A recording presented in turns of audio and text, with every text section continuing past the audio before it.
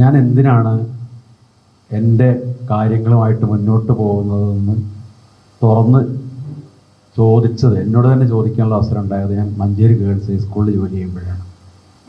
സ്ഥിരമായിട്ട് കഥ പറച്ചിലും അതുപോലെ പാവനാടകവും ഇതുപോലെ ഇപ്പോൾ മുസ്തഫ മാഷ് അടക്കമുള്ള ആളുകളുടെ കൂടെ ഇരുന്നുകൊണ്ട് കുട്ടികളുമായിട്ട് സംസാരിക്കുമ്പോഴും ടീച്ചർ ട്രെയിനേഴ്സായിട്ട് സംസാരിക്കുമ്പോഴും മോണ്ടിസോറിയുടെ ഗ്രൂപ്പുമായിട്ടൊക്കെ സംസാരിക്കുമ്പോൾ എനിക്ക് ഏറ്റവും ഇഷ്ടപ്പെട്ടത് പിന്നെ പ്രീ സ്കൂൾ കുട്ടികളാണ്. കാരണം അതൊരു വല്ലാത്ത റോ മണ്ണാണ്. അതായത് നമുക്ക് എങ്ങനെയും അവരെ കൂടെ കുഴച്ചെടുക്കാം. അതിൽ 8ാം ക്ലാസ് നമ്മൾ മഞ്ചേരി ഗേൾസിൽ ജോലി ചെയ്യുമ്പോഴുള്ള അനുഭവം മാത്രം പറയാം. ഒരു കാര്യം മാത്രം, എന്തിനു ചെയ്യുന്നു എന്നുള്ളതിൻ്റെ ലോകത്തെ ഏറ്റവും വലിയ പട്ടിണി എന്താണ് എന്ന് അറിഞ്ഞ ഒരു ദിവസമാണ്. ആ ചോദ്യം ഞാൻ പലയിടത്തും ചോദിച്ചിട്ടുണ്ട്, ഇവിടെ ചോദിക്കാൻ ആഗ്രഹിക്കുന്ന ഒരു ചോദ്യം തന്നെയാണ്. ഒരുപാട് കാര്യങ്ങൾ, സ്നേഹമാണ്, പണമാണ്, ജോലിയാണ്, അറിവാണെന്നൊക്കെ പറഞ്ഞ് ഒരുപാട് പറയണം. പക്ഷേ മെയിൻ ഫ്രെയിമിൽ ഇല്ലാത്ത ഒരു പട്ടിണിയുണ്ട്. അത് പറയണമെങ്കിൽ ചിലപ്പോൾ ജയശ്രീജിക്കോ അല്ലെങ്കിൽ മിസ്സിനോ ഒക്കെ കഴിയുമായിരിക്കും.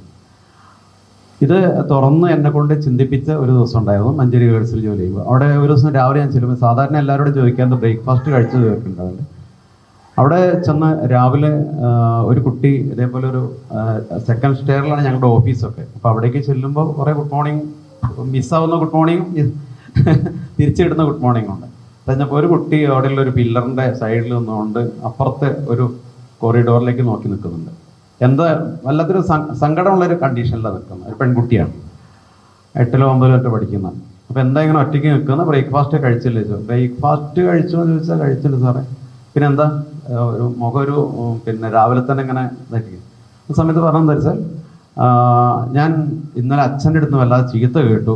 രാത്രി 2-3 തവണ ആത്മഹത്യ ചെയ്യാൻ വേണ്ടി ആലോചിച്ചു. അത് കഴിഞ്ഞിട്ടാണ് ഞാൻ ഇന്ന് രാവിലെ സ്കൂളിലേക്ക് എത്തിയതെന്നു. എന്താ കാരണം എന്ന് വെച്ചാൽ, അവളതിൻ്റെ തൊട്ട് മുന്നത്തെ മാസമായിട്ടാണ് അവളുടെ ഫസ്റ്റ് മെൻസ്ട്രേഷൻ എന്നുള്ള ആ ഒരു ഇതിലേക്ക് കടന്നു കയറുന്നത്. ചോദിച്ച ചോദ്യം, അവൾ അമ്മയോട് ചോദിച്ചു എനിക്ക് പാഡ് വേണമെന്ന് പറഞ്ഞു. അമ്മ പറഞ്ഞു, നീ അച്ഛനോട് പറയും, എനിക്ക് ജോലിയില്ലല്ലോ, അച്ഛനില്ല എല്ലാ കാര്യങ്ങളും. ഈ അച്ഛനെ സ്ഥിരമായിട്ട് സ്ത്രീകൾ ഇത് ഉപയോഗിക്കുന്ന കാര്യത്തിനെക്കുറിച്ച് വലിയ ധാരണയില്ല. അദ്ദേഹം പറഞ്ഞു, കഴിഞ്ഞ മാസം നീ എങ്ങനെ കഴിഞ്ഞു അതുപോലെ തന്നെ കഴിഞ്ഞാൽ മതി എന്ന് പറഞ്ഞു. സാധാരണ പണിക്ക് പോകുന്ന ഒരാളാണ്. കഴിഞ്ഞ മാസം അമ്മായിമാരൊക്കെയല്ലേ എന്നെ സഹായിച്ചത്, എനിക്കറിയില്ല എന്ന് പറഞ്ഞു. അച്ഛനോട് പറഞ്ഞു. അപ്പോൾ നിനക്കത് കിട്ടിയില്ലെങ്കിലോ എനിക്ക് സ്കൂളിൽ പോകാൻ പറ്റില്ല എന്ന് പറഞ്ഞു. നീ പോകണ്ട. വളരെ പെട്ടെന്ന് തീരുമാനങ്ങളൊക്കെ ആയി. പിന്നെ ഇനി അവൾക്ക് തീരുമാനിക്കാൻ എന്താ വേണ്ടതെന്നുള്ളത്. സ്കൂളിൽ പോകാതിരിക്കാൻ പറ്റില്ല, അതെൻ്റെ വലിയ ആഗ്രഹമാണ്. അമ്മ തന്നെ കണ്ടില്ലേ, ചെറിയ പ്രായത്തിൽ അച്ഛൻ്റെ കൂടെ കൂടി, പിന്നെ അമ്മയ്ക്ക് പഠിക്കാൻ പറ്റില്ല, ഒന്നും പറ്റില്ല, എനിക്ക് സ്കൂളിൽ പോകണം. ചെറിയ കുട്ടിയെ പറയും. ആ ഒരു സങ്കടത്തോടുകൂടി എത്ര ദിവസം സ്കൂളിലേക്ക് വരാൻ പറ്റും, എങ്ങനെ പോകാൻ പറ്റുന്നൊന്നും അറിയാത്ത സമയത്താണ് അവൾ ഈ ഒരു പ്രശ്നമായിട്ട് സ്കൂളിൽ നിൽക്കുന്നത്. പിന്നെ നമുക്കവിടെ കൂടുതൽ ആലോചിക്കാനൊന്നുമില്ല. ആ കുട്ടിയുടെ പ്രാഥമികമായ ആവശ്യം, അത്യാവശ്യം അവളെ ഇന്ന് ഏത് സമയത്തും മെൻസ്ട്രേഷൻ ആവാം. ആ സമയത്ത് അവൾക്ക് അതിനുള്ള പരിഹാരം ഉണ്ടാവാറില്ല. ഉടനെ ഓടി, ഗേൾസ് ഹൈസ്കൂൾ ആയതുകൊണ്ട് അതിന് മുന്നിൽ ഫാൻസി സ്റ്റോറുകളുണ്ട്, ഇഷ്ടംപോലെ സാനിറ്ററി നാപ്കിൻ കിട്ടാനുണ്ട്. ഒരു പാഡ് പാക്കറ്റ് മേടിച്ച് വരിക, ആ കുട്ടിക്ക് അത് കൊടുക്കുക. അവൾ ഒരുവിധം സമാധാനത്തോടുകൂടി ക്ലാസ്സിലേക്ക് ഓടി പോകുന്നു. ഉച്ചയ്ക്ക് തിരിച്ചു വന്നു, മാഷേ സമാധാനം കിട്ടുന്നു. എന്ന് വെച്ചാൽ അതിനിടയ്ക്ക് എപ്പോഴോ ഇൻ്റർവെല്ലിൻ്റെ സമയത്ത് എപ്പോഴോ സംഭവിച്ചു, അവൾ ആ പാഡ് മാറ്റി. വൈകുന്നേരം കുറച്ച് ടീച്ചേഴ്സ് എൻ്റെ അടുത്ത് വന്നു പറഞ്ഞു, കൃഷ്ണകുമാർ ഇനി അതുപോലുള്ള കേസ് കൃഷ്ണകുമാർ ഏറ്റെടുക്കണ്ട, ഞങ്ങൾ ഏറ്റെടുക്കുന്നു. ഞാൻ ഏറ്റെടുത്തതല്ല, ചെയ്തു പോയതാണെന്ന്. വൈകുന്നേരം തിരിച്ച് അവൾ വന്നു. രാവിലെ ഞാൻ കണ്ട പെൺകുട്ടിയല്ല, വൈകുന്നേരം എൻ്റെ അടുത്ത് വന്ന്, സാറേ താങ്ക് യു, എന്നിട്ട് ആ പാഡ് കയ്യിലുണ്ട്, ഞാനത് കൊണ്ടുപോക്കാൻ നോക്കും. അത് കഴിഞ്ഞ് ആ സമയത്ത് അവൾ പറഞ്ഞത്, ജീവിതത്തിൽ ഏറ്റവും സന്തോഷമായിട്ട് ഇരുന്ന ദിവസം ക്ലാസ്സിലിരുന്ന് സമാധാനത്തോടുകൂടി ഇരുന്നാണ് നിങ്ങൾ അതിന് കാരണം. ഞാനിരുന്ന് ചോദിച്ചത് എന്താ വെച്ചാൽ, നിനക്ക് എന്തെങ്കിലും ജോലി അറിയുമെന്നാണ് ചോദിച്ചത്. കൈത്തൊഴിൽ വല്ലതും അറിയും. എനിക്ക് കുറച്ച് എംബ്രോയിഡറി ചെയ്യാൻ അറിയാം, എനിക്ക് കാര്യം ചെയ്യും, പറ്റുന്ന അത്രയും ചെറിയ കുഞ്ഞു ടവലെങ്കിലും എന്തെങ്കിലും ഒരു കുഞ്ഞു എംബ്രോയിഡറി ചെയ്തിട്ട് സ്കൂളിലേക്ക് കൊണ്ടുപോകാൻ, നമുക്ക് സ്റ്റോറിൽ വെച്ചിട്ട് സെയിൽ ചെയ്യാൻ തന്നു. അതിനുള്ള സാധ്യതയുണ്ടാക്കി. അങ്ങനെ അവൾ തിരിച്ചു പോകുന്നു. എനിക്ക് ഉടനെ ട്രാൻസ്ഫർ ആവുമെന്ന് ഞാൻ പോയിരുന്നു. പക്ഷെ ഞാൻ അന്ന് വൈകുന്നേരം രാത്രിയും ഇരുന്ന് ആലോചിച്ച്, ഞാൻ എന്തിനാണ് കഥ പറയുന്നത്, ഞാൻ എന്തിനാണ് ആളുകളോട് പാവനാടകം ചെയ്യുന്നത്, അല്ലെങ്കിൽ അവരുടെ കൂടെ നിന്ന് പാട്ട് പാടുന്നത് എന്തിനാണ്? എനിക്ക് അന്ന് കിട്ടിയ ആൻസർ എന്താണെന്ന് വെച്ചാൽ, വേൾഡ് യുനെസ്കോയോ യുനിസെഫോ ഏതോ ഒരു സംഘടന നടത്തുന്ന ഒരു വലിയ സ്റ്റഡി, ലോകത്തിൽ സ്ത്രീകൾ അനുഭവിക്കുന്ന ഏറ്റവും വലിയ പോവർട്ടി എന്താണെന്ന് വെച്ചാൽ മെൻസ്ട്രൽ ഹൈജീന് വേണ്ടിയിട്ടുള്ള അതിദാരിദ്ര്യമാണ് സ്ത്രീകൾ അനുഭവിക്കുന്നത്. ആ ഉടനെ തന്നെ എനിക്ക് വായിക്കാൻ കഴിഞ്ഞത്. നമ്മുടെ കൊറോണയുടെ സമയത്താണ് ഈ ഒരു സ്റ്റഡി നടന്നുകൊണ്ടിരുന്നത്. ക്ലബ് ഹൗസിൽ ചർച്ചകൾ നടന്നിരുന്നു. അപ്പോൾ ഇവിടെ പറയാനുള്ളത്, ഒരു സാനിറ്ററി നാപ്കിൻ നമ്മൾ വാങ്ങിക്കുകയാണെങ്കിൽ നമുക്ക് ആ സെയിൽസ്മാൻ തരുന്ന ഒരു പ്രത്യേക തരത്തിലുള്ളൊരു ഭാവം, അതൊരു വല്ലാത്ത ദാരിദ്ര്യത്തിൻ്റെ ഭാവമാണ്. ഇത് ആർക്ക് വേണ്ടിയാണ് കൊണ്ടുപോകുന്നത്, എന്തിനാണ് കൊണ്ടുപോകുന്നത്, അതിൻ്റെ സൈസ്, അതിൻ്റെ എത്ര ക്വാണ്ടിറ്റിയാണ് മേടിക്കുക. സ്ത്രീകളാണെങ്കിൽ തന്നെ അവിടെ ആ ബില്ലടിക്കുന്ന സമയത്ത് ആ സെയിൽസ്മാൻ അല്ലെങ്കിൽ ബിൽ കൗണ്ടറിലുള്ള അയാളെ ചെയ്യും.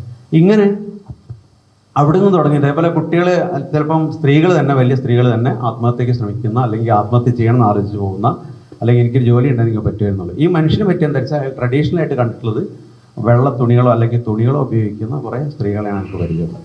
എന്തായാലും അതിനുശേഷം ഞാൻ ആദ്യം ചോദിക്കുന്ന ചോദ്യം പെൺകുട്ടികളുടെ സദസ്സാണ്, ഇതിൽ എത്ര പേർക്ക് സ്വന്തമായിട്ട് സാനിറ്ററി നാപ്കിൻ വാങ്ങിക്കാനുള്ള ഇതുണ്ടെന്ന്. പക്ഷേ നമ്മുടെ ഒരു സെഷൻ 2 മണിക്കൂറോ അല്ലെങ്കിൽ വൈകിട്ടോ കഴിയുമ്പോഴേക്കും അവർ പറയുന്നൊരു കാര്യം, ഒന്നുകിൽ 2-3 കഥകൾ പറഞ്ഞിട്ടോ അല്ലെങ്കിൽ ഒരു പാവയുണ്ടാക്കി അത് വിറ്റിട്ടോ പോലും എനിക്ക് അടുത്ത മാസത്തേക്കുള്ള സാനിറ്ററി നാപ്കിൻ വാങ്ങിക്കാനുള്ള, അല്ലെങ്കിൽ ഈ മാസത്തേക്ക് വാങ്ങിക്കാനുള്ള ആവത് ഉണ്ടാവുന്നതാണ്. ഞാൻ എന്തിനാണ് ജീവിക്കുന്നത്, അല്ലെങ്കിൽ എന്താണ് എൻ്റെ ലൈഫിൻ്റെ അച്ചീവ്മെൻറ്റ് ചോദിച്ചാൽ ഇങ്ങനെയുള്ള കുറേ തുറവികൾ ഉണ്ടാവുക എന്നുള്ളതാണ്. ഞാൻ ഒന്നുമല്ലെന്ന് എനിക്ക് കൃത്യമായിട്ട് അറിയാം. ഒന്നുമല്ല, നമ്മൾ ഇപ്പം എൻ്റെ ഇതിന് കൂടെ തന്നെ നൗഷാദ് മാഷ് എഴുതി വെച്ച സാധനം, എന്തൊരു പ്രത്യേക ഒരു കോട്ടിങ്സ് ഒക്കെ എഴുതി വെച്ചിട്ടുണ്ട്. പക്ഷെ അവിടെ നമ്മൾ എത്തണമെങ്കിൽ വന്നേ തീരുള്ളൂ. പിന്നെ പറഞ്ഞതുപോലെ വലിയൊരു മരത്തിന് താഴെ, ഒരു ഡിവൈൻ മരത്തിന് താഴെ നമ്മൾ ഇരുന്നുണ്ട്. അവിടെ പോലും അനൗപചാരികമായിട്ട് സംസാരിക്കാൻ തന്നെയാണ് ഉദ്ദേശിച്ചിരുന്നത്. ഇവിടെ എൻ്റെ യാത്രകളിലൊക്കെ നമ്മളിപ്പോൾ ആലോചിക്കുന്ന കാര്യം, അല്ലെങ്കിൽ ജീവിക്കാൻ ബാക്കിയുള്ളവരുടെ കേൾക്കുക എന്നുള്ളത് തന്നെയാണ്. അങ്ങനെയാണ് അരിമണി പോലും ഒരു സാന്ത്വന പരിഹാര ബോധനമാണ്. ഒരു പാത്രത്തിൽ അല്ലെങ്കിൽ ഒരു മുറത്തിൽ വെച്ചിട്ടുള്ള ഒരു കൂട്ടം അരിമണി വെറുതെ പെറുക്കിയിടുമ്പോൾ പോലും ഒരു സമാധാനവും ഒരു ശാന്തിയും ഇന്ന പ്രശ്നത്തിന് പരിഹാരവും കിട്ടുമെന്ന് സ്ത്രീകളത് ശരിക്കും അനുഭവിക്കുന്നുണ്ട്. അത് നമ്മുടെ കുട്ടികളുടെ സെഷനുകൾ കൊടുക്കാൻ പറ്റുന്നത്, നമുക്ക് പോലും അത് ഇരുന്നോട് ചെയ്യാൻ പറ്റുന്നതാണ്. 100 ഗ്രാം അരിമണി എന്ന് പറഞ്ഞാൽ എത്ര എണ്ണമുണ്ട് എന്ന് ആലോചിക്കുന്നത്. അതുകൊണ്ട് തന്നെ ഇങ്ങനെ കുറേ കാര്യങ്ങൾ ചെയ്തുകൊണ്ട് മുന്നോട്ട് പോവുക എന്നുള്ളതാണ്. പലതും നമ്മളെ വീട്ടുകാരെ ബോധ്യപ്പെടുത്താൻ പ്രയാസമായിരിക്കും, എന്നാലും നമ്മൾ വരിക എന്നുള്ളതൊക്കെ തന്നെയാണുള്ളത്. ഇപ്പം ഇന്നലെ കിട്ടിയ ഒരു കവിത എന്ന് പറയുന്നത് AI കവിതയോട് സാധാരണ വരുന്ന ജൈവിക കവിത എന്ന് പറയുന്ന കവിത ചോദിക്കുകയാണ്, നീ എങ്ങനെയാണ് വരുന്നതെന്ന് ആലോചിച്ചത്. ഞാനൊരു യന്ത്രത്തിൻ്റെ സഹായത്തോടു കൂടിയാണ്. നീ എങ്ങനെയാണ് വരുന്നത്? ഞാൻ മനുഷ്യന്മാരുടെ മനസ്സെന്നാണ് ഉണ്ടാവുന്നതാണ് സാധാരണ വരുന്നത്. ഓ, നീ വന്നാലും അവരാസ്വദിക്കും, ഞാൻ വന്നാലും ആസ്വദിക്കും. വരവല്ല പ്രശ്നം, നമ്മളെങ്ങനെയാണ് മറ്റുള്ളവർ കാണുന്നത് തന്നെയല്ലേ പ്രശ്നം എന്നാണ് കവികൾ രണ്ടാളും കൂടി ഇരുന്നിട്ട് ആലോചിക്കുക. ഇന്നലെ രാത്രി എന്താണ് ഇന്ന് പറയാൻ പറ്റുന്ന ആലോചിക്കുമ്പോൾ വരുന്ന ഒരു കുഞ്ഞു കവിത എന്നോ വലിയ കവിത എന്നോ എങ്ങനെ വേണമെങ്കിൽ പറയാം. അപ്പോൾ നമ്മളെങ്ങനെ വന്നു. അപ്പം എൻ്റെ മകൻ സിവിൽ സർവീസിന് പ്രിപ്പയർ ചെയ്യുന്നുണ്ട്. 6 പ്രാവശ്യം പ്രിപ്പയർ ചെയ്തിട്ട് കളക്ടർ ആയാലും, 1 പ്രാവശ്യം പ്രിപ്പയർ ചെയ്തിട്ട് കളക്ടർ ആയാലും, പെട്ടെന്ന് ചാടിക്കയറി വന്നാലും ഒക്കെ കളക്ടർ ആണോ എന്നുള്ളത് മാത്രമേ നോട്ടമുള്ളൂ. അപ്പം നമ്മളെങ്ങനെ വന്നു എന്നുള്ളതല്ല പ്രശ്നം, നമ്മൾ എന്തൊക്കെ കൊടുക്കുന്നു അല്ലെങ്കിൽ മറ്റുള്ളവർ റീഡ് ചെയ്യുന്നു എന്നുള്ളതിനാണ് പ്രശ്നം.